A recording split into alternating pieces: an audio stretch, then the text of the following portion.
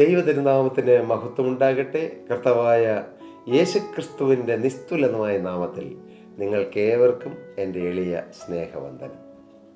ഒരിക്കൽ ഒരു പടത്തലവൻ യുദ്ധക്കളത്തിലേക്ക് തൻ്റെ കുതിരപ്പുറത്ത് കയറി പാഞ്ഞ് ശത്രു സൈന്യത്തോട് പാഞ്ഞടുക്കുകയായിരുന്നു. പെട്ടെന്ന് കുതിരയുടെ ലാടത്തിൻ്റെ ഒരു ആണി ഊരിപ്പോയി. അതുകൊണ്ട് ഒരു പ്രത്യേക ശബ്ദം ആ ലാടത്തിൽ നിന്ന് കേട്ടുകൊണ്ടിരുന്നു. മാത്രമല്ല, കുതിരയുടെ സ്പീഡ് ഒരല്പം കുറഞ്ഞു. പടത്തലവൻ വിചാരിച്ചു, ഒരാണിയല്ലേ ഉള്ളൂ, ഒരല്പ സ്പീഡ് കുറഞ്ഞതല്ലേ ഉള്ളൂ, സാരമില്ല. അദ്ദേഹം അത് ചിന്തിച്ചില്ല. പടയിലേക്ക് ആ ശത്രു സൈന്യത്തെ കണ്ടുകൊണ്ട് അദ്ദേഹം പടക്കൂട്ടത്തിലേക്ക് പാഞ്ഞെടുക്കുവാൻ പരിശ്രമിച്ചു. പക്ഷേ കുതിരയുടെ സ്പീഡ് പയ്യെ കുറഞ്ഞു വരുന്നു. ഒടുവിൽ ഈ ശത്രു സൈന്യത്തിൻ്റെ ഏകദേശം അടുത്തെത്തിയപ്പോഴേക്കും ഈ കുതിര കാലിടറി അവിടെ വീഴുകയും ഒപ്പം പടത്തലവൻ വീഴുകയും ശത്രു സൈന്യമെന്ന് ഈ പടത്തലവനെയും തൻ്റെ കൂടെയുള്ള സൈന്യത്തെയും പെട്ടെന്ന് തോൽപ്പിക്കുകയും അവരെ വധിക്കുകയും ചെയ്തു. ഞാൻ വായിച്ചതാണ്. ഇതിൽ നിന്നും നാം മനസ്സിലാക്കേണ്ടതായ വലിയൊരു ഗുണപാഠമുണ്ട്. എന്താണത്? ചെറിയ ചെറിയ കാര്യങ്ങൾ പോലും നാം അവഗണിക്കരുത്. പ്രത്യേകിച്ച് ക്രിസ്തീയ ജീവിതത്തിൽ വലിയ കാര്യങ്ങൾ, ചെറിയ കാര്യങ്ങൾ എന്ന് മാറ്റിവെക്കാൻ കാര്യങ്ങളില്ല. എല്ലാം പ്രധാനപ്പെട്ട കാര്യങ്ങളാണ്. നമ്മുടെ ജീവിതത്തിൽ ഒരു കുഞ്ഞു കുറവല്ലേ ഉള്ളൂ, സാരമില്ല, മനുഷ്യനല്ലേ. To error is human and forgive is divine എന്ന് ചൊല്ലുണ്ട്. മനുഷ്യനല്ലേ, ബലഹീനല്ലേ, കുറവുകളൊക്കെ വരും, സാരമില്ല. അങ്ങനെ ചിന്തിക്കുന്ന ഒരു മനോഭാവം അത് തരുന്നത് ദൈവമല്ല, അത് ഇരുളിൻ്റെ ശക്തിയാണ് ആ ചിന്ത പോലും തരുന്നത്. വെളിപ്പാട് പുസ്തകത്തിൽ ആദ്യ അധ്യായങ്ങളിൽ ജീവനുള്ള ദൈവത്തിൻ്റെ പരിശുദ്ധാത്മാവ് പറയുന്നു, നിന്റെ ആദ്യ സ്നേഹം വിട്ടുകളഞ്ഞു എന്ന് ഒരു കുറവ് നിന്നെക്കുറിച്ച് പറയുവാനുണ്ട്. ഒരു കുറവ് പോലും ദൈവസന്നിധിയിൽ വളരെ ഇമ്പോർട്ടൻ്റ് ആണ്, വളരെ ഇമ്പോർട്ടൻ്റ് ആണ്.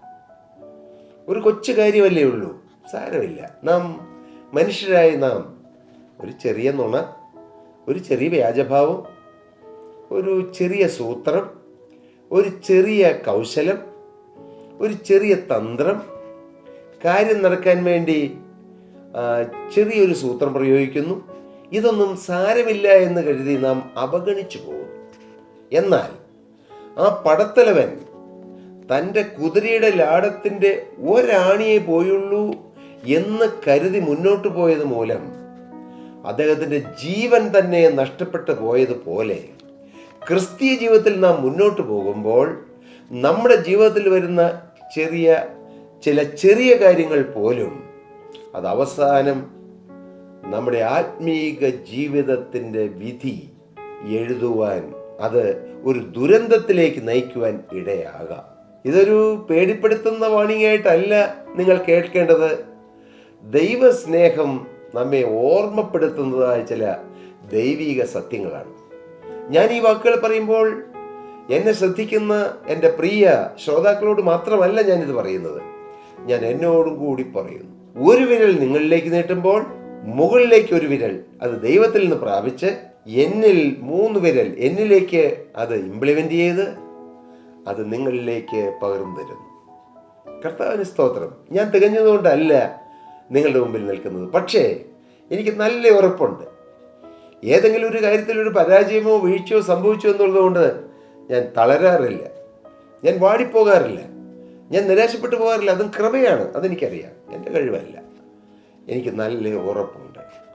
ആരാണ് എന്നെ വിളിച്ചിറക്കിയതെന്ന്, ആരാണ് എന്നെ പേർ ചൊല്ലി വിളിച്ചതെന്ന്, ആരാണ് എൻ്റെ വലം കരുത്തിൽ പിടിച്ചിരിക്കുന്നതെന്ന്, ഏത് വിളി കേട്ടാണ് ഞാൻ ഇറങ്ങി പുറപ്പെട്ടതെന്ന് മാനുഷികമായ ഒരു ശബ്ദം കേട്ടിട്ടല്ല. എനിക്ക് വേണ്ടി ജീവൻ തന്ന, കാൽവറിയിൽ അവസാന തുള്ളി രക്തം വരെ ഊറ്റിത്തന്ന, 19-ാമത്തെ വയസ്സിൽ എന്നെ സ്നേഹത്തോടെ വന്ന് യൗവനക്കാരനായി എൻ്റെ മുമ്പിൽ വന്ന് നിന്ന്, മകനെ നിന്റെ ജീവിതം എനിക്ക് തരുമോ എന്ന് ചോദിച്ച ആ സ്നേഹനിധിയായ എൻ്റെ യേശുവിൻ്റെ ശബ്ദം ഇന്നും എൻ്റെ കാതുകളിൽ മുഴങ്ങുന്നു. അതുകൊണ്ടാണ് ഞാൻ കർത്താവിന് വേല ചെയ്യുന്നത്. കർത്താവിന് സ്തോത്രം. അപ്പോസ്തലനായ പൗലോസ് പറഞ്ഞു, ലഭിച്ചു കഴിഞ്ഞു എന്നോ തികഞ്ഞവനായി എന്നോ അല്ല, ഞാൻ ക്രിസ്തു യേശുവിനാൽ പിടിക്കപ്പെട്ടിരിക്കുന്നുണ്ട്, എനിക്കും അത് പിടിക്കാമോ എന്ന് വെച്ച് ഞാൻ പിന്തുടരുന്നേ ഉള്ളൂ. ഒന്ന് ഞാൻ ചെയ്യുന്നു, പിമ്പിലുള്ളത് മറന്നും മുമ്പിലുള്ളതിനെ ആഞ്ഞും കൊണ്ട് ക്രിസ്തു യേശുവിൽ ദൈവത്തിൻ്റെ പരമവിളിയുടെ വിരുദിനായി ലാക്കിലേക്ക് ഓടുന്നു. ആ ദൈവവാക്യത്തിലെ ഓരോ ഭാഗങ്ങളും ഓരോ വലിയ പ്രസംഗങ്ങളാണ്, ഓരോ വചന ശുശ്രൂഷകളാണ്. എന്തൊരു കരുത്തുറ്റ വാക്കുകൾ! മൂന്നാം സ്വർഗത്തോളം എടുക്കപ്പെട്ട പൗലോസ് അപ്പോസ്തലൻ പറയുന്നു, ഞാൻ ലഭിച്ചു കഴിഞ്ഞു എന്നോ തികഞ്ഞവനായി എന്നോ അല്ല എന്ന്. പക്ഷെ അപ്പോസ്തലനൊരു ഉറപ്പുണ്ട്, ഞാൻ ക്രിസ്തു യേശുവിനാൽ പിടിക്കപ്പെട്ടിരിക്കുന്നു. എൻ്റെ പ്രിയ സഹോദരങ്ങളെ, നിങ്ങളുടെ ജീവിതത്തിൽ ആ ഉറപ്പ് വേണം. ആരാണ് നിങ്ങളെ വിളിച്ചത്? ഈ അഖിലാണ്ടത്തെ മുഴുവൻ സൃഷ്ടിച്ച സൃഷ്ടാവാം ദൈവം. ഞാൻ ഇടയ്ക്കെല്ലാം അത്ഭുതത്തോടെ ചക്രവാള സീമകളിലേക്ക് നോക്കി ഞാൻ പറയാറുണ്ട്, എൻ്റെ അപ്പനല്ലേ ഇതെല്ലാം നിർമ്മിച്ചത്? ആകാശത്തെയും സൂര്യനെയും ചന്ദ്രനെയും പർവ്വതങ്ങളെയും വൃക്ഷലതാദികളെയും അരുവികളെയും വെള്ളച്ചാട്ടങ്ങളെയും എല്ലാം കാണുമ്പോൾ ഞാൻ അഭിമാനത്തോടെ പറയാറുണ്ട്, എൻ്റെ അപ്പനല്ലേ, എൻ്റെ സ്വർഗത്തിലെ അപ്പനല്ലേ ഇതെല്ലാം നിർമ്മിച്ചത്. ഞാൻ എൻ്റെ ജോലിയോടനുബന്ധിച്ച് പലപ്പോഴും യാത്രകൾ ചെയ്യാറുണ്ട്. ഫ്ലൈറ്റിൽ യാത്ര ചെയ്യുമ്പോൾ ഞാൻ മുകളിലേക്ക് നോക്കും, താഴോട്ട് നോക്കും, ഇരുവശങ്ങളിലേക്ക് നോക്കും, അത്ഭുതത്തോടെയെല്ലാം നോക്കും. ആകാശത്തിലെ മേഘങ്ങളെ കീറിമുറിച്ചുകൊണ്ട് ഫ്ലൈറ്റ് മേഘപ്പാളികളുടെ മുകളിലൂടെ പറക്കുമ്പോൾ ഞാൻ താഴോട്ട് നോക്കും. എന്ത് അത്ഭുതം! ഒന്നും കെട്ടിത്തൂക്കി നിർത്തിയിരിക്കുകയല്ല മേഘങ്ങളെ, അവിടെ നിൽക്കുന്നു, അത് ചലിക്കുന്നു. എല്ലാം ആരാണ് നിർമ്മിച്ചത്? നാം കാണുന്ന ഒരു സൂര്യനുണ്ട്, ഇല്ലേ? നാം ഒരു സൂര്യനെ കാണുന്നു, ഒരു ചന്ദ്രനെ കാണുന്നു. എന്നാൽ ശാസ്ത്രം തെളിയിച്ചു കഴിഞ്ഞു അനേകം സൂര്യന്മാരുണ്ടെന്ന്, അനേകം ഗ്രഹങ്ങളുണ്ടെന്ന്, ഉപഗ്രഹങ്ങളുണ്ടെന്ന്. നാം സോളാർ സിസ്റ്റത്തെക്കുറിച്ച് നമ്മുടെ ബുദ്ധിയിൽ അല്പമെങ്കിലും മനസ്സിലാവും, കാരണം നാം സൂര്യനെ കാണുന്നു, ചന്ദ്രനെ കാണുന്നു. എന്നാൽ അതിനുമപ്പുറം ഗാലക്സീസ് ഉണ്ട്, മിൽക്കി വേസ് ഉണ്ട്, നൂറുകണക്കിനല്ല ആയിരക്കണക്കിന് സൂര്യന്മാരുണ്ട് ഈ പ്രപഞ്ചത്തിലെന്ന് എല്ലാം ശാസ്ത്രം തെളിയിച്ചു കഴിഞ്ഞു. ഇതുവരെയും വെളിച്ചം സഞ്ചരിച്ചിട്ട് വെളിച്ചം എത്തിച്ചേരാത്ത നക്ഷത്രങ്ങളുണ്ടെന്ന്. അത്രമാത്രം വലുതാണ് ഈ ഭൗമമണ്ഡലം, ഈ പ്രപഞ്ചം. എന്നാൽ ഈ പ്രപഞ്ചത്തെ സൃഷ്ടിച്ചത് ആരാണ്? എൻ്റെ സ്വർഗത്തിലെ അപ്പൻ. അതൊന്ന് ചിന്തിക്കുമ്പോൾ മോനെ, നിന്റെ ആ കൊച്ചു കടഭാരത്തിലേക്ക് നോക്കി നീ എന്തിനാകുലപ്പെടണം? മോനെ, നിന്റെ ശരീരത്തിലുള്ള ആ ഒരു രോഗത്തെ നോക്കി നീ എന്തിനു സങ്കടപ്പെടണം, നിരാശപ്പെടണം? നിന്നെ മെനഞ്ഞൊരു ദൈവമില്ലേ മോനെ? നമ്മുടെ ഈ ശരീരം ഇതുവരെയും കണ്ടുപിടിക്കപ്പെട്ടിട്ടില്ലാത്ത ഒരു കമ്പ്യൂട്ടറിനേക്കാൾ 100 മടങ്ങ് കഴിവും ശക്തിയുമുള്ളതാണ് നമ്മുടെ ബ്രെയിൻ.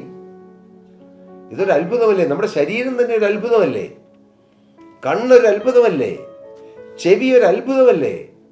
ഞാനതെല്ലാം ഇടയ്ക്കെല്ലാം ഓർക്കും. ഇതൊക്കെ ഒരു അത്ഭുതമല്ലേ? ഇതാ 2 കാലിൽ നീങ്ങുന്ന ഒരു കൊച്ചു മനുഷ്യൻ, ആ മനുഷ്യൻ നടന്നു നീങ്ങുമ്പോൾ അവൻ്റെ ചിന്ത ചിലപ്പോൾ അമേരിക്കയിലായിരിക്കാം. ആയിരക്കണക്കിന് കിലോമീറ്ററുകൾ അപ്പുറമുള്ള ഒരു കാര്യം അവൻ ആ സെക്കൻഡിൽ മനസ്സുകൊണ്ട് എത്തിച്ചേരാൻ കഴിയും. എല്ലാം ഒരു അത്ഭുതം.